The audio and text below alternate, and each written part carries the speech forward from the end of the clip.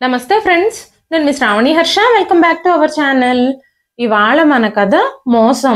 కథని చివరి వరకు వినండి. నచ్చితే కనుక ఖచ్చితంగా తప్పకుండా ఒక్క లైక్ చేయండి. ఈ కథ పైన మీ విలువైన స్పందనని కామెంట్ రూపంలో మాకు తెలియజేయండి. కొత్తవారు ఎవరైనా చూస్తున్నట్లయితే మన ఛానల్ని సబ్స్క్రైబ్ చేసుకోండి. రచనకి 8 ఏళ్ల వయసున్నప్పుడు తన తండ్రి ఒక ప్రమాదంలో చనిపోయాడు. తన తండ్రి తనతో ఉన్నంత కాలం తన కుటుంబంలో ఎప్పుడూ సంతోషాలు, ఆనందాలే ఉండేవి. ఎప్పుడైతే ఆయన యాక్సిడెంట్కి గురై చనిపోయారో అప్పుడే రచన తల్లి అంజలిని రచనతో సహా ఇంటి నుంచి గెంటేశారు అత్తింటి వాళ్ళు. చుట్టాలు, బంధువులు అందరూ కూడా వాళ్ళకి సపోర్ట్ చేశారు. రచన తండ్రి అంజలిని ఎంతగానో ప్రేమించేవాడు. అప్పటి వరకు రచన ఇంగ్లీష్ మీడియం స్కూల్లో 3వ తరగతి చదువుతూ ఉండేది. ఆదర్శ్ సాఫ్ట్వేర్ ఉద్యోగం చేసేవాడు. అంతేకాకుండా ఆస్తిపాస్తులు కూడా బాగానే ఉన్నాయి. భార్యకి, కూతురికి ఎలాంటి లోటు లేకుండా చూసుకునేవాడు. ఇద్దరిని ఎంతగానో ప్రేమించేవాడు. ఆదర్శ్ బ్రతికున్నప్పుడు కుటుంబ సభ్యులందరూ కూడా అంజలిని ప్రేమగా, గౌరవంగా చూసుకునేవారు. రచనని అందరూ ఇష్టపడేవాళ్ళు. కానీ ఒక్కసారిగా వాళ్ళ జీవితం మొత్తం తలకిందులైపోయింది. ఆదర్శ్ చనిపోగానే అందరి మనసులు ఒక్కసారిగా మారిపోయాయి. రచనని, అంజలిని నష్టజాతకురాళ్ళు అంటూ ఆ ఇంట్లో నుంచి బయటకు పంపించేశారు. అంజలి తన కూతురు రచనని తీసుకుని తన పుట్టింటికి వచ్చినప్పుడు అంజలి వాళ్ళ అన్నయ్య అంజలికి ఒక సంబంధం చూసి 2వ పెళ్లి చేశాడు. తన జీవితం అంత చిన్న వయసులోనే మూడుబారిపోవడం వాళ్ళకి ఇష్టం లేక 2వ పెళ్లి చేయడమే మంచిది అని భావించారు వాళ్ళు. అందువల్ల అంజలి కూడా తన కూతురికి ఒక తండ్రి దొరుకుతాడు అని ఈ పెళ్లికి తల వంచాల్సి వచ్చింది. అంతేకాకుండా ఒక చిన్న కూతురుతో వితంతువుగా మారి తన తల్లిదండ్రుల కుటుంబంపై భారంగా ఉండడం ఆమెకి ఇష్టం లేదు. అందుకే అంజలి ఈ పెళ్లికి ఒప్పుకుంది. అంజలి సునీల్ని పెళ్లి చేసుకుంది. సునీల్ ఏమంత ఆస్తిపరుడేం కాదు. తనకు ఒక చిన్న ఇల్లుంది. అంతేకాకుండా ఒక చిన్న షాప్ కూడా ఉంది. సునీల్కి కూడా ఆల్రెడీ పెళ్ళయి భార్య చనిపోయి ఒక కూతురుంది. ఆ కూతురు కోసమే, తనకి తల్లి లేని లోటు తీర్చడం కోసమే సునీల్ మళ్ళీ పెళ్లి చేసుకున్నాడు. తనకి కూడా 2వ పెళ్లి కావడం వల్లే అంజలిని, తన కూతురుని సునీల్ అంగీకరించాడు. దాంతో అంజలి మౌనంగా ఈ పెళ్లికి ఒప్పుకుంది. తన తల్లిదండ్రులు, అన్నావదినలు అంజలికి ఎంతగానో వివరించి చెప్పారు. సునీల్కి భార్య చనిపోయింది. తనకి తన కుటుంబ సభ్యులెవ్వరూ లేరు. తల్లిదండ్రులు కూడా లేరు. ఒక చిన్న ఇల్లు మాత్రమే ఉంది. అంతేకాకుండా ఒక షాప్ ఉంది. ఆల్రెడీ పెళ్ళై తనకి ఒక కూతురుంది కాబట్టి తన కూతుర్ని నువ్వు తల్లిలా చూసుకోవాలి అని ఆశపడుతున్నాడు కాబట్టి నీ కూతుర్ని కూడా తను తండ్రిలా చూసుకుంటాడు అని చెప్పి అందరూ కలిసి ఈ పెళ్లికి అంజలిని ఒప్పించారు. అంజలి పెళ్లి చేసుకుని సునీల్ ఇంట్లో అడుగుపెట్టింది. అక్కడ ప్రతిదీ కొత్తగా, వింతగా అనిపించింది అంజలికి. ఎందుకంటే ఇంతకు ముందు అంజలి ఆదర్శ్తో కలిసి జీవించిన ఇల్లు చాలా పెద్దది. ఇప్పుడు సునీల్ ఒక షాప్ని నడిపించేవాడు. ఇల్లు కూడా చాలా చిన్నది. చిన్నపిల్లల బొమ్మలు, చాక్లెట్లు, లాలీపాప్లు ఇంకా బేబీ ఫుడ్స్ అమ్మేవాడు. మొదట్లో సునీల్ రచనని చాలా బాగా చూసుకునేవాడు. తనని చాలా ప్రేమగా పిలిచేవాడు. అంతేకాకుండా రచనని తనతో పాటు షాప్కి కూడా తీసుకెళ్లేవాడు. నువ్వేం తింటావు, నీకేం కావాలి అని అడిగి మరీ కొనిపెట్టేవాడు. అంతేకాకుండా తను ముద్దు ముద్దుగా మాట్లాడుతూ ఉంటే చిరునవ్వుతో వినేవాడు. రచనతో పాటు అంజలిని కూడా చాలా ప్రేమగా చూసుకునేవాడు. షాప్ మూసేసి ఇంటికొచ్చేటప్పుడు రచన కోసం పెన్సిల్స్, ఎరేజర్స్, షార్ప్నర్స్ అన్నీ తీసుకొచ్చేవాడు. అమ్మ రచన, నువ్వు బాగా చదువుకొని డాక్టర్వి కావాలి అని చెబుతూ ఉండేవాడు ఎప్పుడు. మొదట్లో సునీల్, రచన నేను నీకు పెద్దగా నచ్చుండకపోవచ్చు, కానీ ఈ రోజు నుంచి నేనే నీ తండ్రిని, నీకేం కావాలన్నా నన్ను అడుగు అని చెప్పాడు. ఇప్పుడిక రచనకి చాలా సంతోషంగా ఉంది. తన తండ్రి తనని ఎంతగానో ఇష్టపడుతున్నందుకు తను చాలా ఆనందించింది. అదేవిధంగా అంజలి కూడా సునీల్ కూతురు సుమని చాలా బాగా చూసుకునేది. సుమ ఎప్పుడూ అంజలి వెనకాలే తిరుగుతూ ఉండేది. తనకి ఏది కావాలన్నా అడిగి మరీ తెలుసుకొని ఇచ్చేది అంజలి. అంతా బాగానే ఉంది, అన్నీ సవ్యంగా జరుగుతున్నాయి అని అనుకుంటూ ఉన్నప్పుడు మెల్లమెల్లగా సునీల్ ప్రవర్తనలో మార్పులు రావడం మొదలయ్యాయి. ప్రతిరోజు షాప్ నుంచి ఇంటికొచ్చిన తర్వాత షాప్ బాగా నడవడం లేదు, డబ్బులు తక్కువ వస్తున్నాయి. రచన ఇంతకు ముందు చదువుతున్న అంత పెద్ద స్కూల్లో అంతంత ఫీజులు కట్టి నేను తనని చదివించలేనేమో అని నాకు భయంగా ఉంది. అని చెప్పి సునీల్ చెబుతూ ఉండేవాడు. అయినా సరే ఎలాగైనా నేను తన స్కూల్ ఫీజు కోసం కష్టపడి సంపాదిస్తాను అని సునీల్ చెప్పినప్పుడు రచన చాలా సంతోషంగా ఫీల్ అయింది. ఆ తర్వాత కొన్ని రోజుల తర్వాత సునీల్ ఇంటికి వచ్చినప్పుడు తన జుట్టు చెల్లాచెదురుగా ఉంది. ఆయన కళ్ళు ఎర్రగా మారున్నాయి. తను మాట్లాడే విధానం కూడా మారిపోయింది. షాప్ తాళాలు మంచం మీదకి విసిరి కొట్టి షాప్ చాలా నష్టాల్లో జరుగుతుంది. ఎవ్వరూ షాప్కొచ్చి వస్తువులే కొనడం లేదు అని చెప్పినప్పుడు షాప్లో సేల్స్ రోజు ఒకేలా ఉండవండి, ఒక్కో రోజు తగ్గుతాయి, మీరు అలా దిగులు పడిపోతే ఎలాగా అంటూ అంజలి నచ్చచెప్పడానికి ట్రై చేసింది. అప్పుడు సునీల్ అంజలి మీద గట్టిగా అరుస్తూ, బిజినెస్ గురించి నీకేం తెలుసు? నువ్వు నాకే చెప్తున్నావా? నువ్వు నాకే వ్యాపారం ఎలా చేయాలో నేర్పిస్తున్నావా అంటూ గట్టిగా అరిచాడు. మొదటిసారిగా రచన కూడా తన తండ్రి గొంతులో అంత కోపాన్ని వింది.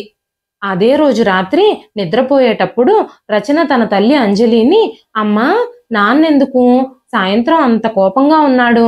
నాన్న నీ మీద ఎందుకు అరిచాడు అని అడిగినప్పుడు అంజలి, లేదమ్మా, అది కోపం కాదు, అలసట. మీ నాన్న ఉదయం నుంచి సాయంత్రం దాకా షాప్లో కష్టపడి అలసిపోయి ఇంటికొస్తున్నాడు కదా, అందుకే ఆయన కొంచెం గట్టిగా మాట్లాడారు. నువ్వవేవి పట్టించుకోకు, రేపొద్దున కల్లా ఆయన మామూలు అయిపోతారు అని చెప్పింది. కానీ అంజలితో గొడవ పెట్టుకోవడం, కోపం తెచ్చుకోవడం సునీల్కి రోజువారీ దినచర్యగా మారిపోయింది. చిన్న చిన్న విషయాలకి కూడా సునీల్ అంజలిని కొట్టేవాడు. ఒకరోజు అంజలి ఇంటి ఖర్చుల కోసం డబ్బులు అడిగినప్పుడు, నువ్వు డబ్బులు అడగగానే తెచ్చివ్వడానికి నా దగ్గర ఏటీఎం కార్డులేం లేవు, నా దగ్గర ఇప్పుడు డబ్బులు లేవు అంటూ తిట్టడం ప్రారంభించాడు. అదే రోజు సాయంత్రం తన పక్కింట్లో ఉండే ఒక ఆవిడ అంజలి దగ్గరకు వచ్చి, అంజలి, సునీల్ షాప్ నుంచి వచ్చే దారిలో సెంటర్లో అందరితో కలిసి ప్యాకాట ఆడుతున్నాడు అని చెప్పినప్పుడు అంజలి నిశ్శబ్దంగా విని ఊరుకుంది. ఆ రోజు రాత్రి సునీల్ ఇంటికొచ్చిన తర్వాత ఆ విషయం మీద అంజలి సునీల్ని నిలదీసింది. సునీల్ పొగరుగా సమాధానం చెబుతూ బిగ్గరగా అరుస్తూ ఇంటి నుంచి బయటకు వెళ్ళిపోయాడు. అతను ఆ రాత్రిక ఇంటికి తిరిగి రాలేదు. ఆ రాత్రికి షాప్లోనే పడుకున్నాడు. ఆ తర్వాత రోజు ఇంటికొచ్చాక కూడా మామూలుగా మాట్లాడలేదు. అంజలిది నష్టజాతకం అని, అందుకే తన భర్తని పోగొట్టుకుందని, నువ్వు నీ భర్తని పోగొట్టుకొని నీ జాతకం వల్లే రోడ్డు మీద పడ్డావు, నిన్ను పెళ్లి చేసుకున్నందుకు నీ దరిద్రం నాకు కూడా అంటుకుంది అని కోపంగా అన్నాడు సునీల్. వెంటనే అంజలి, నష్టజాతకం నాది కాదండి, నా జాతకమేం చెడ్డది కాదు, మీ వ్యసనాలే చెడ్డవి, మీ చెడు అలవాట్లతో డబ్బులన్నీ పోగొట్టుకుంటున్నారు, మీ అసమర్థతని నా జాతకం పేరు చెప్పి కప్పిపుచ్చాలి అని అనుకుంటున్నారా అని కోపంగా అంది అంజలి. అప్పుడే అంజలి సునీల్ కళ్ళల్లో కోపం చూసింది. తన చేతిలో డబ్బులు తక్కువైపోతున్న కొద్దీ సునీల్కి కోపం ఎక్కువవుతూ వచ్చింది. ఆ తర్వాత రోజు రచన, అమ్మా, రాత్రి నువ్వు నాన్న గొడవ పడ్డం నేను విన్నాను, పేకాటంటే ఏమిటమ్మా అంటూ అడిగింది. వెంటనే అంజలి, అదొక చెడ్డ అలవాటమ్మా, అది మనుషుల్ని నాశనం చేసేస్తుంది అని చెప్పింది అంజలి. నాన్న కూడా అలాగే నాశనం అవ్వాలనుకుంటున్నారా అని అమాయకంగా అడిగింది రచన. అంతేకాకుండా రచన ఆ రోజు తన తల్లి ఒంటి మీద దెబ్బలు కూడా చూసింది. అంజలి మణికట్టు మీద వాతలు తేలున్నాయి. మొదటిసారి అంజలి ఒంటి మీద దెబ్బలు చూసి రచన విలవిల్లాడిపోయింది. అమ్మా, ఈ వాతలేంటి అంటూ అడగగానే, వంటగదిలో పనిచేస్తున్నప్పుడు నా చేతి మీద వాతలు పడ్డాయి, అంతే, అంతకు మించి ఏమీ లేదు అని చెప్పింది. రోజు సాయంత్రం సునీల్ ఇంటికొచ్చినప్పుడల్లా అంజలి మీద అరుస్తూ, అంజలి కారణంగానే ఇదంతా జరుగుతుందని, వ్యాపారం నష్టాల్లోకి వెళ్ళిపోయిందని, షాప్ కూడా అమ్మేయాల్సి వచ్చిందని తన మీద నిందలు ఆరోపిస్తూ ఉండేవాడు. ఆ రోజు రచన, అమ్మా, నాన్న మంచివాడు కాదు, అందుకే రోజు నీ మీద అరుస్తున్నాడు, రోజు ఇక్కడ ఇన్ని మాటలు దెబ్బలు పడాల్సిన అవసరం నీకేం లేదు, మనం నాన్నని వదిలేసి మరెక్కడికైనా వెళ్ళిపోదాం అని చెప్పింది. అంజలి తన కూతురు తల మీద చెయ్యి వేసి, మనం ఇవన్నీ భరించాలమ్మా, ఇది మన తలరాతలోనే రాసుంది, మనం తనతో ఒక బంధంలో ముడిపడి ఉన్నాము, ఆ ముడి అంత ఈజీగా విప్పుకోవడానికి వీలయ్యేది కాదు అని చెప్పింది అంజలి. పరిస్థితులు ఎలా ఉన్నా తన కూతుర్ని మాత్రం జాగ్రత్తగా చూసుకోవడం మొదలుపెట్టింది అంజలి. రచన కూడా, అమ్మా, నువ్వేం బాధపడకు, నేను పెద్దయ్యాక బాగా చదువుకొని ఒక పెద్ద డాక్టర్ని అవుతాను, అప్పుడు నేను నిన్ను బాగా చూసుకుంటాను, ఇప్పుడు స్కూల్లో కూడా నేను బాగా చదువుతున్నాను, నా క్లాస్లో నేను ఎప్పుడూ ఫస్టే వస్తాను, నాతో పాటు సమానంగా చదివే ఇంకో 2 ఫ్రెండ్స్ ఉన్నారు నాకు. మేం ముగ్గురం కలిసి చదువుకుంటాం అంటూ చెప్పేది. ఆ మాటలకి అంజలి మనసంతా సంతోషంతో నిండిపోయేది. పగలంతా సునీల్ బాగానే కనిపించేవాడు. కానీ రాత్రయ్యేసరికి తనలోని అపరిచితుడు బయటకొచ్చేవాడు. తను మెల్లమెల్లగా తన నిజమైన రూపాన్ని చూపించడం మొదలుపెట్టాడు. అంతేకాకుండా అంజలిని అకారణంగా రోజు ఏదో ఒక గొడవ పెట్టుకొని ఘోరంగా కొడుతూ ఉండేవాడు. అంజలి ఏడుస్తూ రాత్రంతా అలాగే పడుకునేది. ఇక రచనకి ఇక్కడ ఉండడం మంచిది కాదు, ఈయన మా అమ్మని చంపేస్తాడేమో అని భయంగా అనిపించేది. ఒకరోజు సునీల్ అంజలిని బాగా కొట్టాడు. అంజలి నేల మీద పడిపోయింది. ఆ తర్వాత సునీల్ ఇంటి నుంచి బయటకు వెళ్ళిపోయాడు. రచన వెంటనే అంజలి చేయి పట్టుకుని తనని పైకి లేపి తనని బయటికి తీసుకొచ్చింది. రచన చాలా భయపడిపోయింది. తన తండ్రి అలా తన తల్లిని కొట్టడం తను చూడలేకపోతుంది. అంజలి కూడా చాలా ఏడుస్తుంది. అంజలి చీర కూడా చినిగిపోయింది. చేతుల గాజులు కూడా విరిగిపోయాయి. విరిగిపోవడమే కాకుండా తన చేతులంతా ఆ గాజులు గుచ్చుకుపోయాయి. తన ముక్కు నుంచి రక్తం కూడా వస్తుంది. అంజలి తన చీర చెంగును నోటి మీద పెట్టుకొని ఏడుస్తూనే ఉంది. అమ్మా, ఇంక నా మాటలకి నువ్వు అడ్డు చెప్పొద్దు. మనం ఇక ఇక్కడ ఉండలేము. ఈ వ్యక్తి మిమ్మల్ని చంపేస్తాడేమోనని నాకు భయంగా ఉంది అంటూ అంజలి చేయి పట్టుకుని రచన అంజలిని ఆ ఇంటి నుంచి బయటకు తీసుకొచ్చింది. సునీల్ ఇంకా గదిలో నుంచి అరుస్తూనే ఉన్నాడు. ఆ అరుపులేమీ పట్టించుకోకుండా రచన అంజలిని తీసుకొని ఒక రిక్షా మాట్లాడి రిక్షాలో తన తల్లిని కూర్చోబెట్టి వాళ్ళ అమ్మమ్మ ఇంటికి తీసుకెళ్లిపోయింది. అంజలి పూర్తిగా వణికిపోతూ ఉంది. తన కళ్ళ నుంచి నిరంతరంగా కన్నీళ్లు వర్షిస్తూనే ఉన్నాయి.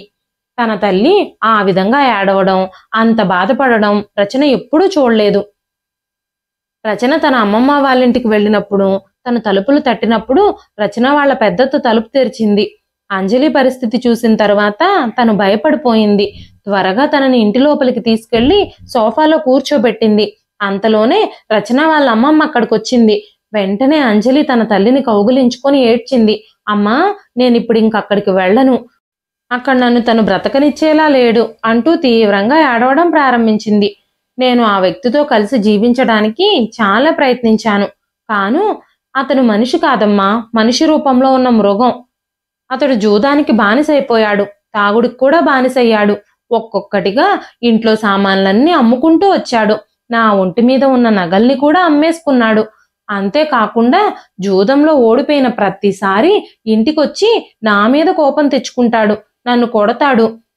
అంతేకాకుండా తను ఓడిపోవడానికి నేనే కారణమని, నాది నష్టజాతకం అని, నా జాతకం వల్లే తను ప్రతిసారి ఓడిపోతున్నానని అంటూ నన్ను హింసిస్తూనే ఉంటున్నాడు అంటూ తన తల్లిని కౌగిలించుకొని చాలాసేపు ఏడ్చింది అంజలి. అంజలి వాళ్ళమ్మ నిశ్శబ్దంగా తనని ఓదార్చడానికి ప్రయత్నించింది. అంజలి, నువ్వు ఏడవకమ్మా, మేం సునీల్తో మాట్లాడతాం అని చెప్పింది. 4 రోజులు అంజలి ఇంకా రచన అంజలి తల్లిదండ్రుల ఇంట్లోనే ఉన్నారు. రచన పుస్తకాల బ్యాగ్ ఇంకా స్కూల్కి సంబంధించిన ఐడి కార్డ్ అన్నీ సునీల్ ఇంట్లోనే ఉన్నాయి. అక్కడ 4 రోజులు గడిపేసరికి రచనకి మరో విషయం అర్థమైంది. రచన వాళ్ళ అత్తకి రచన ఇంకా అంజలి అక్కడికి రావడం అస్సలు ఇష్టం లేదనుకుంటా. వాళ్ళతో అస్సలు మాట్లాడడం లేదు. అంతేకాకుండా ఇంటి పనులన్నీ అంజలితోనే చేపిస్తుంది. అమ్మమ్మ ఇంట్లో అలాంటి పరిస్థితులు తన తల్లికి రావడం చూసినప్పుడు రచనకి చాలా కోపంగా అనిపించింది. రచన అక్కడి నుంచి కూడా వెళ్ళిపోవాలి అని అనుకుంది. కానీ ఒకవేళ వెళ్లాలన్నా ఎక్కడికి వెళ్ళగలుగుతారు? వాళ్ళకి ఇంకా ఏ ఆధారమూ లేదు. మరుసటి రోజు ఉదయం ఆ ఇంటి తలుపులు తెరిచినప్పుడు ఎదురుగా సునీల్ నిలబడున్నాడు. అప్పుడు సునీల్ రచనతో ఇంకా అంజలితో నేను మిమ్మల్ని ఇద్దరిని ఇంటికి తీసుకెళ్లడానికే వచ్చాను అని మాట్లాడుతూ ఉన్నప్పుడు తన గొంతు చాలా మృదువుగా ఉంది. సునీల్ కన్నీళ్లు పెట్టుకొని రచనని కౌగిలించుకొని, రచన, నువ్వు నాకు చాలా గుర్తుకొస్తున్నావు. ఈ 4 రోజుల్లో నేను నిన్ను చాలా మిస్ అయ్యాను అని చెప్పాడు. అంతేకాకుండా అంజలి ముందు నిలబడి, అంజలి, నేను తప్పు చేశాను, నన్ను క్షమించు. నేను నీ మీద చెయ్యెత్తుండకూడదు. నా చేతులారా నేనే ఈ పరిస్థితి తెచ్చుకున్నాను. మీ నమ్మకాన్ని కూడా నాశనం చేసుకున్నాను. కానీ మీరిద్దరూ ఇంట్లో నుంచి వెళ్ళిపోయిన తర్వాత ఆ ఇంట్లో నేను ఒంటరితనం ఫీల్ అవుతున్నాను. మిమ్మల్ని చాలా మిస్ అయ్యాను. దయచేసి ఇంటికి తిరిగి రండి, వెళ్ళిపోదాం అని చెప్పినప్పుడు అంజలి సునీల్తో వెళ్లాలని అనుకోలేదు. నేను రాను నీతో పాటు, నేను ఇక్కడే ఉండాలనుకుంటున్నాను అని గట్టిగా చెప్పేసింది. కానీ ఇంట్లో ఉన్న వాళ్ళందరూ అంజలి తిరిగి వెళ్ళాలని కోరుకుంటున్నారు. అంజలి వాళ్ళమ్మ అంజలితో, అమ్మ అంజలి, నేను బ్రతికున్నంత వరకు ఈ ఇంట్లో నువ్వు సౌకర్యవంతంగా ఉండగలుగుతావు. కానీ ఒకవేళ నేను చచ్చిపోతే ఆ తర్వాత ఈ ఇల్లు నీ ఇల్లు అవ్వదు. అందుకే నువ్వు నీ భర్తతో పాటు వెళ్ళి నీ కాపురాన్ని సరిచేసుకోవడానికి ప్రయత్నించు అని అంజలితో చెప్పింది. సునీల్ రచన కోసం చాక్లెట్లు కూడా తీసుకొచ్చాడు. ఇప్పుడు సునీల్ బాగుపడ్డాడని, మారిపోయాడని రచన అనుకుంది. సరే అమ్మా, మనం నాన్నతో పాటు వెళ్ళిపోదాంలే అంటూ అంజలితో చెప్పింది. అంజలి వాళ్ళ అమ్మతో, సునీల్ ఇంకెప్పుడు మీ అమ్మాయిని ఇబ్బంది పెట్టను అని మాట ఇచ్చి అంజలిని తీసుకుని తన ఇంటికి తిరిగొచ్చాడు. ఇంటికొచ్చిన తర్వాత సునీల్, మీరిద్దరూ లేకపోతే ఈ ఇల్లు అస్సలు బాగోలేదు. నేను ఇప్పుడు పూర్తిగా మారిపోయాను. ఇక్కడ మమ్మల్ని చూసుకోవడానికి ఎవ్వరూ లేరు. ఈ 4 రోజులు మేము చాలా ఇబ్బంది పడిపోయాం అని చెప్పాడు సునీల్. ఇప్పుడిక సునీల్ అంజలిని, రచనని జాగ్రత్తగా చూసుకోవడం ప్రారంభించాడు. అంజలి, రచన ఇంటికి వెళ్లేసరికి సుమ ఇంట్లో లేదు. సుమ ఎక్కడికి వెళ్ళింది అని అంజలి అడిగినప్పుడు సునీల్ సుమని హాస్టల్లో జాయిన్ చేశాను అని చెప్పాడు. రచనని రోజు స్కూల్లో దించడం, ఇంటికి తీసుకురావడం, దారి పొడవునా రచనతో కబుర్లు చెప్పడం చేసేవాడు సునీల్. సునీల్ మారిపోయాడని అందరూ సంతోషించారు. కొన్ని రోజులు జరిగిపోయాయి. ఒకరోజు రచన స్కూల్ నుంచి తిరిగి వచ్చేసరికి అంజలి ఆ ఇంట్లో శవంలా పడుంది. రచన పెద్ద పెద్దగా ఏడవడం మొదలుపెట్టింది. ఎందుకంటే రచనకి తన తల్లంటే చాలా ఇష్టం. ఈ లోకంలో తను తన తల్లి కంటే తనని ఎక్కువగా ఎవ్వరూ ప్రేమించేవాళ్ళు లేరు, తనకి మద్దతిచ్చేవాళ్ళు లేరు. అంజలి రచనకి ప్రతి పనిలోనూ మంచి చెడులు చెబుతూ ఉండేది. ఎవరితో ఎలా ఉండాలి, ప్రతి సమస్యని ఎలా ఎదుర్కోవాలి అని రచనకి బోధిస్తూ ఉండేది. ఎప్పుడూ తనతోనే ఉంటానని అంజలి రచనకి వాగ్దానం కూడా చేసింది. కానీ ఇప్పుడు అర్ధాంతరంగా తనని విడిచిపెట్టి వెళ్ళిపోయింది. రాబోయే జీవితంలో తనకి మంచి చెడు చెప్పడానికి తన తల్లి ఇక లేదు అని రచన అర్థం చేసుకుంది. అంజలి చనిపోయాక సునీల్ రచనతో, రచన నువ్వేమీ బాధపడొద్దు, నేను ఎల్లప్పుడూ నీతో పాటే ఉంటాను, నేను నీకు అండగా ఉంటానని ప్రమాణం చేస్తున్నాను, నీ జీవితంలో నీకు ఎలాంటి ఇబ్బంది రానివ్వను అని చెప్పాడు. ఆ మాటలకి రచన మౌనంగా ఉంది. నేను మా అమ్మమ్మ వాళ్ళింటికి వెళ్ళిపోవాలనుకుంటున్నాను అని రచన సునీల్తో చెప్పినప్పుడు, సునీల్ నువ్వు అక్కడికి వెళ్లాల్సిన అవసరం ఏమీ లేదు, మీ మామయ్య అత్త నిన్ను అస్సలు ఇష్టపడరు, నేను నిన్ను జాగ్రత్తగా చూసుకుంటాను, నన్ను నమ్ము అంటూ భరోసా ఇచ్చాడు. తను స్కూల్కి వెళ్ళడం, రావడం, చదువుకోవడం, ఇలా సమయం నెమ్మదిగా గడిచిపోయింది.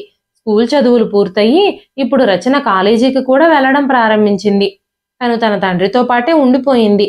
సునీల్ ఇంటి పనులన్నీ జాగ్రత్తగా చూసుకునేవాడు. రచన కోసం వంట కూడా చేసేవాడు. కానీ అప్పుడప్పుడు సునీల్ తనతో పాటు కొంతమంది ఫ్రెండ్స్ని ఇంటికి తీసుకొచ్చేవాడు. వాళ్ళందరూ కలిసి ఇంట్లో పేకాట ఆడుతూ ఉండేవారు. రచన తన గదిలోనే ఉండేది. ఈ విషయం గురించి తన తండ్రి సునీల్కి ఫిర్యాదు చేయాలి అని అనుకుంది.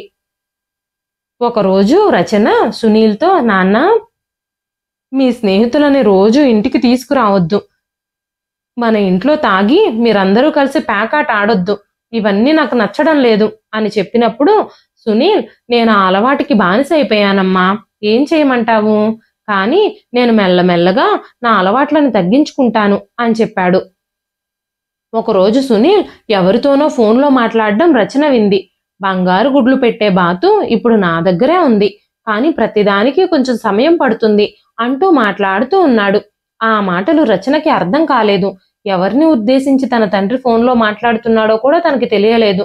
తన తండ్రి తన గురించే మాట్లాడుతున్నాడు అని తను అర్థం చేసుకోలేకపోయింది. ఒకరోజు రచన తన తండ్రితో, నాన్న, మీరు బంగారు గుడ్లు పెట్టే బాతు నా దగ్గరుందని ఎవరితోనో చెప్తున్నారు కదా, ఎందుకలా చెప్పారు, మీ దగ్గర ఏ బాతుంది అంటూ అడిగింది. అప్పుడు సునీల్, నేను నా ఫ్రెండ్స్తో మాట్లాడుతూ జోక్ చేశానంతే అని చెప్పాడు. కొన్ని రోజులకి రచన ఇంటర్ కాలేజీ చదువులు కూడా ముగించుకుంది. ఒకరోజు రాత్రి సునీల్, అమ్మ రచన, నువ్వు రేపొద్దున్నే రెడీ అయి కాలేజీకి వెళ్ళిపో, నాకు సిటీలో కొంచెం పని ఉంది, నేను బ్యాంకుకు వెళ్ళొస్తాను అని చెప్పి సునీల్ కూడా ఉదయాన్నే వెళ్ళిపోయాడు. ఆ తర్వాత రోజు సునీల్ రచనతో, అమ్మ రచన, నేను నీకోసం బ్యాంకులో ఒక ఉద్యోగం చూశాను, నీకు బ్యాంకులో ఒక ఉద్యోగం ఇప్పించమని నా స్నేహితులను అడిగినప్పుడు వాళ్ళు నీకు బ్యాంకులో ఉద్యోగం ఇప్పిస్తాము అని చెప్పారు. అది ఒక ప్రైవేటు బ్యాంకు. రేపు ఉదయం నిన్నక్కడికి ఇంటర్వ్యూకి రమ్మన్నారు. నువ్వు నాతో పాటు రావాల్సి వస్తుంది అని చెప్పినప్పుడు రచన నిజంగా ఉద్యోగం వస్తుందా నాకు అంటూ అడిగింది. అవును, అందుకే నేను నిన్ను అక్కడికి తీసుకువెళ్తాను అని చెప్పాడు. రచన వెంటనే, నాన్న, నా డిగ్రీ కూడా ఇంకా పూర్తి అవ్వలేదు, ఇప్పుడు నేను బ్యాంకులో ఎలా ఉద్యోగం పొందుతాను అని అడగగానే, నువ్వు చాలా అదృష్టవంతురాలివి రచన, ఈ జాబ్కి డిగ్రీతో పనేమీ లేదట, ఇంటర్మీడియట్ ఉంటే సరిపోతుందట. పైగా నా స్నేహితులు కూడా అదే బ్యాంకులో ఉద్యోగంలో ఉండడంతో నీకు ఉద్యోగం రావడం సులభమైంది అని చెప్పాడు. ఆ తర్వాత రోజు రచన ఇంకా సునీల్ ఇద్దరూ బస్సులో బయలుదేరారు. ఒక స్టాప్ దగ్గర బస్సు ఆగిపోయింది. సునీల్ ఇంకా రచన దిగి నడుస్తూ ఉన్నారు. ఆ ప్రాంతమంతా ఎడారిలా నిర్మానుష్యంగా ఉంది. అక్కడ దగ్గరలో ఒక బ్యాంక్ ఉన్నట్టు కూడా అనిపించడం లేదు. అక్కడ ఒక పాత పెద్ద ఇల్లుంది. తలుపు మీద కర్టన్లు కూడా వేలాడుతూ ఉన్నాయి. నాన్న, మనం ఎక్కడికి వచ్చాము? ఇక్కడ బ్యాంక్ అంటూ ఏది కనిపించడం లేదే అంటూ ఆశ్చర్యమైన కళ్ళతో చూస్తూ తండ్రిని అడిగింది రచన. అప్పుడు సునీల్, మనం మన స్నేహితుడి ఇంటికి వచ్చాము. మొదటగా నా స్నేహితుడితో మాట్లాడి ఆ తర్వాత బ్యాంక్ దగ్గరకు వెళదాం. ఇదే నా స్నేహితుడి ఇల్లు అని చెప్పి రచనని లోపలికి తీసుకెళ్లాడు. వాళ్ళు ఆ ఇంటి వద్దకు వెళ్లిన వెంటనే ఒక మహిళ అప్పటికే తలుపు వద్ద నిలబడుంది. ఆవిడ సునీల్ని చూసి నవ్వడం ప్రారంభించింది. ఆమె జుట్టు కూడా వదిలేసుంది. ఇంకా ముఖం మీద మేకప్ కూడా వేసుకునుంది. ఎర్రటి లిప్స్టిక్ కూడా పెదాలకు వేసుకునుంది. ఆ అమ్మాయి, అజయ్, చాలా రోజుల తర్వాత వచ్చావే అంటూ తన తండ్రిని అడిగినప్పుడు ఆ మాటలు విన్న రచన ఒక్కసారిగా షాక్ అయిపోయింది. ఆ అమ్మాయి తన తండ్రిని సునీల్ అనే పేరుతో కాకుండా అజయ్ అనే పేరుతో పిలవడం చూసి రచన ఆశ్చర్యపోయింది. నీ దగ్గర బంగారు గుడ్లు పెట్టే బాతుంది అన్నావు, ఇదేనా ఆ బాతు అని ఆవిడ అడగగానే ఒక్కసారిగా రచన షాక్ అయిపోయింది. ఆ రోజు తన తండ్రి ఫోన్లో మాట్లాడుతున్న మాటలు తనకి గుర్తుకొచ్చాయి. అసలు ఇక్కడ ఏం జరుగుతుంది అని రచన ఆలోచించడం ప్రారంభించింది. ఇది ఎలాంటి ప్రదేశం? నన్ను బ్యాంకులో జాబ్ ఇప్పిస్తానని తీసుకెళ్తున్నానని చెప్పాడు నాన్న. కానీ వీళ్ళ ప్రవర్తనలు చాలా భిన్నంగా ఉన్నాయి. ఈ ప్రదేశం అంతా చాలా వేరుగా ఉంది. ఇక్కడి నుంచి ఎలాగైనా తప్పించుకుని పారిపోవాలి అని ఆలోచించడం మొదలుపెట్టింది రచన. కానీ తనకి తప్పించుకునే అవకాశమే ఇవ్వకుండా ఆ మహిళ రచన చేతులు గట్టిగా పట్టుకుని లోపలికి తీసుకెళ్లిపోయింది. లోపల గోడలపై రంగురంగుల లైట్లు, ఇంకా వింత సువాసనలు వచ్చే పర్ఫ్యూమ్లు కొట్టున్నాయి. అంతేకాకుండా అక్కడ చాలా మంది ఆడవాళ్లున్నారు. రకరకాల బట్టలు ధరించి అటు ఇటు తిరుగుతున్నారు. ఒక వృద్ధ మహిళ సిగరెట్ తాగుతూ వచ్చి పెద్ద మంచం మీద కూర్చునుంది. ఆవిడ సునీల్ని చూడగానే నవ్వి, అజయ్, నీకోసమే ఎదురు చూస్తున్నాను. నువ్వు చెప్పింది ఈ పిల్ల గురించేనా? నువ్వు చెప్పినట్టుగానే చాలా అందంగా ఉంది అనగానే తన తండ్రి కూడా నవ్వడం మొదలుపెట్టాడు. ఈ రోజు కోసమే నేను సంవత్సరాలుగా ఎదురు చూస్తున్నాను. ఈ పిల్ల వయసులోకి రావడం కోసం నేను ఎన్నేళ్ళు ఎదురు చూశానో. మీరు మంచి రేట్ ఇస్తే నేను తినని ఇక్కడే వదిలిపెట్టి వెళ్ళిపోతాను అన్న మాటలకి రచన ఆశ్చర్యపోయింది. అసలు ఏం జరుగుతుంది ఇక్కడ? మీరందరూ ఏం మాట్లాడుతున్నారు అంటూ రచన అరవడం మొదలుపెట్టింది. నాన్న, నన్ను మీరు బ్యాంకుకి తీసుకువెళ్తానని చెప్పారు. మీరు నన్ను ఇక్కడికి ఎందుకు తీసుకొచ్చారు అంటూ అరుస్తూ ఉంది రచన. వెంటనే సునీల్ నవ్వుతూ, నేను నీకు నాన్నని కాదు, సవతి తండ్రిని. సవతి తండ్రిని ఎప్పుడూ నమ్మకూడదు. నేను నిన్ను ఇక్కడికి తీసుకురావడం కోసం ఎన్ని అబద్ధాలు చెప్పానో, ఎన్ని నాటకాలు ఆడానో నీకేం తెలుసు? నా అసలు పేరు సునీల్ కాదు, అజయ్. మీ అమ్మని నేను ఆదర్శంతో ఏం పెళ్లి చేసుకోలేదు. తనకొక 10 ఏళ్ల కూతురుంది అన్న విషయం తెలిసే పెళ్లి చేసుకున్నాను. మీ అమ్మమ్మ, తాతయ్యలు ముసలి వాళ్ళు ఏమీ చెయ్యలేరు. అందుకే మీ అమ్మని ఏరి కోరి పెళ్లి చేసుకున్నాను అని చెప్పగానే రచన ఏడవడం ప్రారంభించింది. అక్కడున్న ఆవిడ ఏడుపు మానేసి రచనని నిశ్శబ్దంగా ఉండమని చెప్పింది. త్వరగా వచ్చి ఈ అమ్మాయిని ఇక్కడి నుంచి తీసుకెళ్లి నీట్గా రెడీ చేయండి అంటూ ఆ పెద్ద ఆవిడ ఒక అమ్మాయిని పిలిచింది. ఆ అమ్మాయి వచ్చి రచనని అక్కడి నుంచి తీసుకెళ్లడానికి తన చెయ్యి పట్టుకుని ముందుకు నడిపించింది. వెంటనే రచన తన 2 చేతులు ముడుచుకొని, దయచేసి నన్ను వదిలిపెట్టేయండి, నన్ను ఇక్కడి నుంచి వెళ్ళనివ్వండి, నా జీవితాన్ని నాశనం చేయొద్దు అంటూ ఏడుస్తూ ఉంది రచన. నువ్వు ఇలా ఏడిస్తే శాంతాబాయి నన్ను చంపేస్తుంది. నువ్వు ఇప్పుడే వచ్చావు కదా, కాసేపు విశ్రాంతి తీసుకో. కాసేపటి తర్వాత నేను నిన్ను రెడీ చేస్తాను అంటూ ఆ అమ్మాయి రచనని ముందుకు నెట్టింది. రచన తీవ్రంగా ఏడవడం ప్రారంభించింది. తన తండ్రి తనని నమ్మించి ఇలా నరకంలోకి నెట్టేస్తాడని తనకీ తెలియదు. ఈ రోజు రచన తన తల్లిని చాలా మిస్ అవుతుంది. తన తల్లి తనకి చెప్పిన విషయాలన్నీ తన చెవుల్లో ఒక్కసారిగా ప్రతిధ్వనించడం మొదలయ్యింది. అమ్మ రచన, ఎవ్వరిని ఎప్పుడూ అతిగా నమ్మకూడదు, ఎవరి మీద నమ్మకం పెట్టుకోకూడదు, నిన్ను మాత్రమే నువ్వు నమ్ముకో అని చెప్పింది. ఆ మాటలకి అర్థం ఏమిటో ఇప్పుడిప్పుడే రచనకి అర్థం అవుతుంది. రచన కళ్ళల్లోంచి దుఃఖం పొంగుకొస్తుంది. తన గుండె మెల్లమెల్లగా బలహీనపడుతూ ఉంది. వీళ్ళు నన్నేం చేస్తారో అని భయపడుతూ ఏడవడం మొదలుపెట్టింది రచన. నేనేం చేసి ఎలా నా గౌరవాన్ని కాపాడుకోగలుగుతాను అని ఆలోచిస్తుంది తను. తనకి ఏం చేయాలో అర్థం కాలేదు. కొంతకాలం తర్వాత శాంతాబాయి సిగరెట్ కాలుస్తూ అక్కడికొచ్చి, ఈ రాత్రికి ప్రత్యేకమైన అతిథులు వస్తున్నారు, ఈ అమ్మాయిని అందంగా రెడీ చేయండి, తనకి మంచి రేట్ రావాలి అంటూ చెప్పింది. వెంటనే రచన ఏడుస్తూ, నన్ను ఇక్కడి నుంచి వెళ్ళనివ్వండి, నన్ను వదిలేయండి, దయచేసి నా జీవితం నాశనం చేయొద్దు, నేను కాలేజీకి వెళ్ళాలి, నేను బాగా చదువుకోవాలి అని చెప్పగానే శాంతాబాయి నవ్వడం మొదలుపెట్టింది.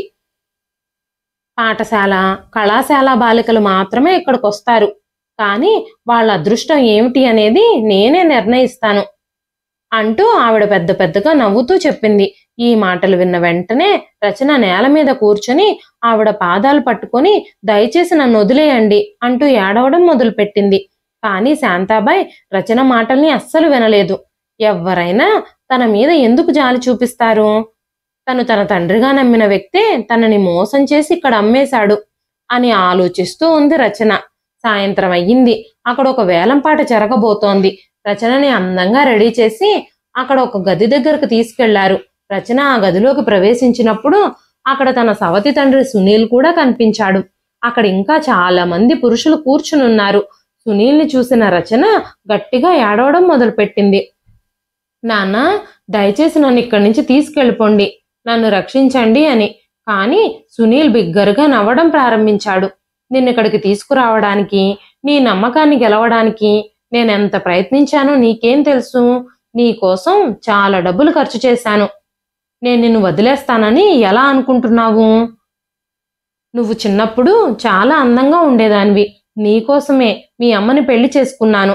నేను నీ నమ్మకం గెలవడానికి అప్పటి నుంచి ప్రయత్నిస్తూనే ఉన్నాను. నీకు సవతి తండ్రిలా కాకుండా నువ్వు నన్ను నమ్మాలి అని చాలా ప్రయత్నాలు చేశాను. నేను నీతో చాలా మంచిగా ఉన్నట్టు నటించాను. మీ అమ్మ బ్రతికుంటే నా ప్లాన్లన్నీ పనిచేయవని, మీ అమ్మకి మార్కెట్ నుంచి తీసుకొచ్చిన ప్రతి వస్తువులోనూ విషం కలిపి ఇవ్వడం మొదలుపెట్టాను. మెల్లమెల్లగా అది స్లో పాయిజన్లా పనిచేస్తూ చివరికి మీ అమ్మ ఆరోగ్యం పూర్తిగా క్షీణించిపోయింది. అయినా సరే నేను తనని డాక్టర్ దగ్గరికి తీసుకెళ్లలేదు.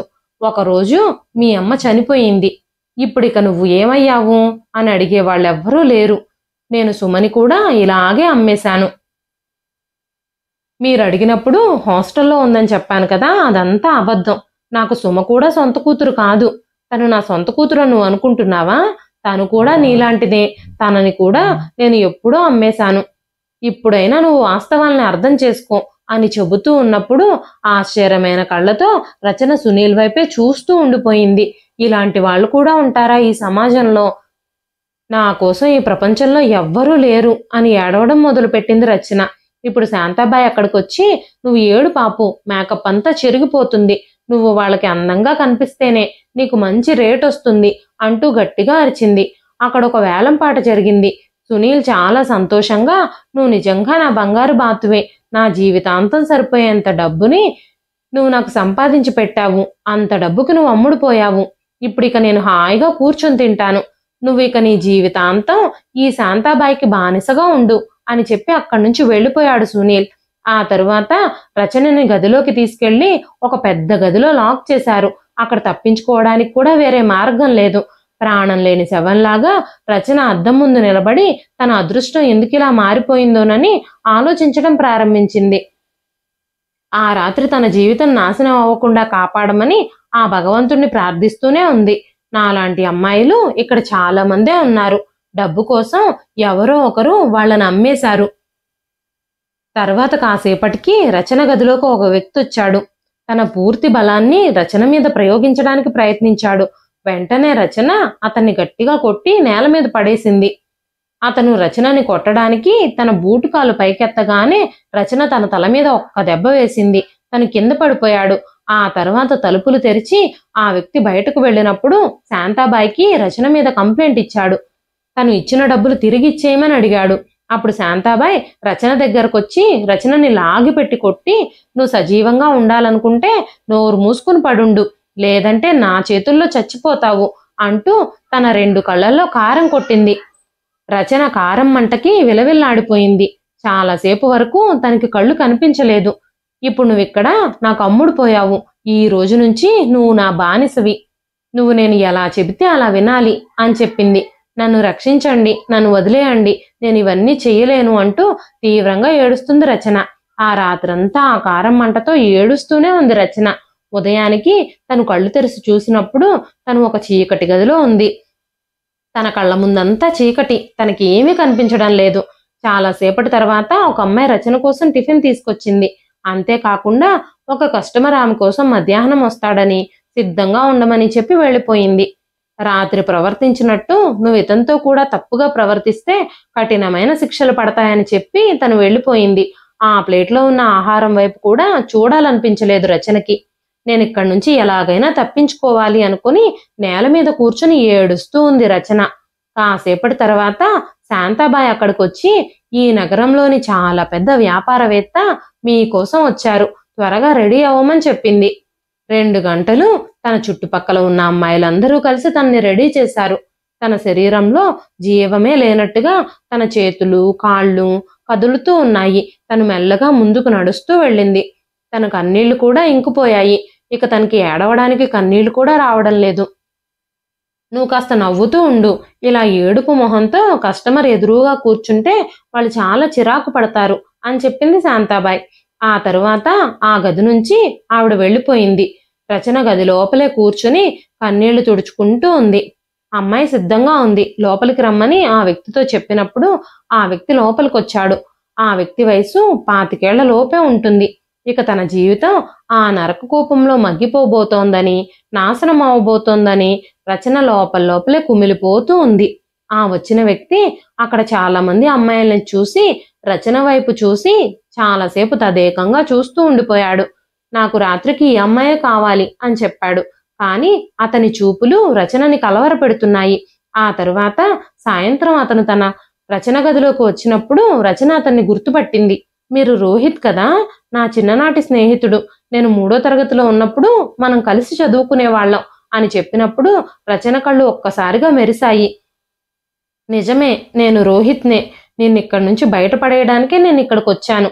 నేను 3వ తరగతి పూర్తయిన తర్వాత నా తల్లిదండ్రులతో కలిసి అమెరికా వెళ్ళిపోయాను.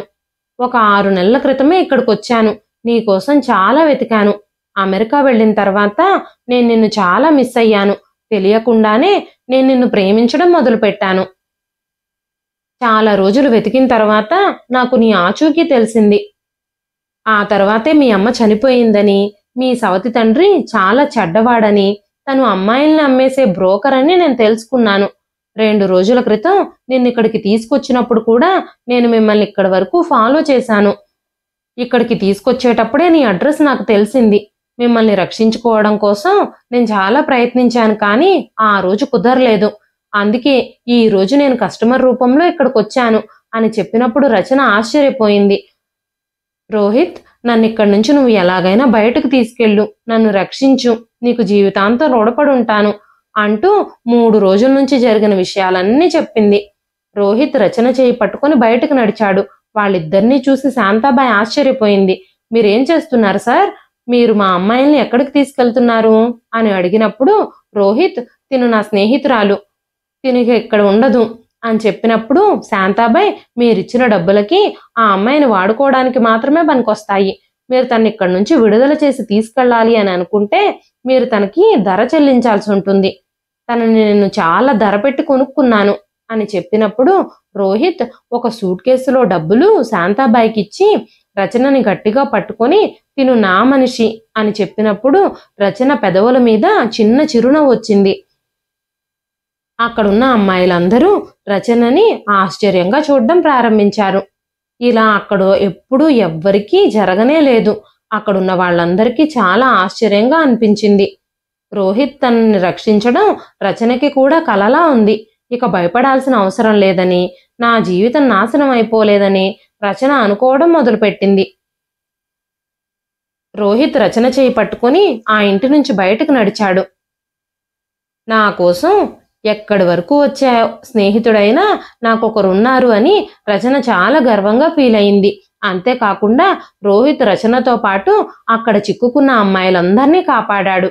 శాంతాబాయి వ్యాపారం అంతా నాశనం చేయబడింది. ఒక్క క్షణంలోనే ఆ ప్రాంతాన్ని పోలీసులు చుట్టుముట్టారు.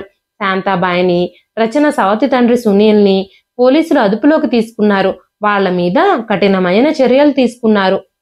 రోహిత్ తల్లిదండ్రులిద్దరూ అప్పటికీ అమెరికాలోనే ఉన్నారు. ఆ తర్వాత రోహిత్, రచన ఇద్దరూ పెళ్లి చేసుకోవాలని నిర్ణయించుకున్నారు. రోహిత్ రచనని ప్రేమిస్తున్నానని తన ఇంట్లో చెప్పినప్పుడు తన తల్లిదండ్రులు కూడా తన ఇష్టాన్ని అంగీకరించి వాళ్ల పెళ్లి ఒప్పుకున్నారు. రోహిత్ రచనని పెళ్లి చేసుకుని తమ ఇంట్లో సంతోషంగా గడపడం మొదలుపెట్టాడు. తన జీవితంలోకి మళ్ళీ ఆనందం తిరిగొస్తుందని రచన అస్సలు అనుకోలేదు. తను ఇప్పుడు జీవిస్తున్న జీవితం అంతా ఒక కలలా అనిపిస్తుంది తనకి.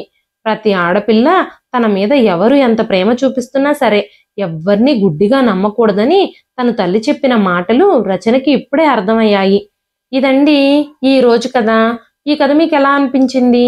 కథ నచ్చితే ఒక లైక్ చేయండి. ఈ కథ పైన మీ విలువైన స్పందనని కామెంట్ రూపంలో మాకు తెలియజేయండి. మరెన్నో ఇలాంటి ఇంట్రెస్టింగ్ కథల కోసం మన ఛానల్ని సబ్స్క్రైబ్ చేసుకోండి.